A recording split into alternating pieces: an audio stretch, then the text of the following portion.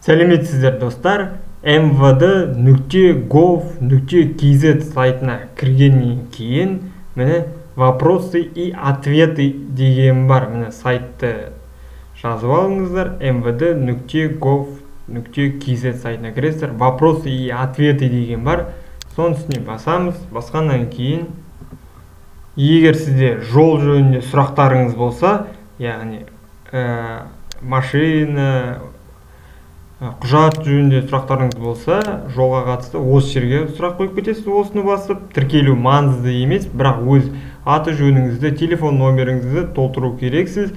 Немесе басқа да сұрағыңыз болса, яғни коммуналка, балабақша, мектеп туралы, басқа да мемлекеттік қызметтер жөнінде сұрақтарыңыз болса, осы жерге басып сұрақ қойып кетесіздер.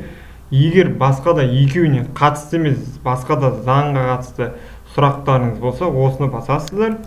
Басқаннан кейін сайт ашылады. Линияны таңдайсыздар, кадрлық, немесе полицияға қатысты, немесе финанс, сөйтіп осы категориялардың біреуін таңдайсыз, сұрағыңызға байланысты. Электронды почтаңыз жазасыз, осы электронды почтаға сізге жауап келеді. Толықтай жазып кетесіз. Жұлдызшамен тұрғандарды міндетті түрде толтыру керек. Сұрағыңызды нақты етіп қойыңыздар. Егер сайтқа қатысты емес сұрақтарыңыз болса, онда сайттың құқы бар сізге жауап бермеуге. Сондықтан сайтқа қатысты, заңға қатысты сұрағыңыз болуы керек. Цифраны жазасыздар, сізде басқаша болады. Отправить басқаннан кейін сізге жауап беріледі. Достар, біліп жүремін, каналмен бірге болыңыздар. Осы видеоға лайк басып қойыңыздар және осы каналға жазылыңыздар. Себебі жаңадан видео шықса, сіздер бірінші білесіздер, телефоныңызға уведомление келеді.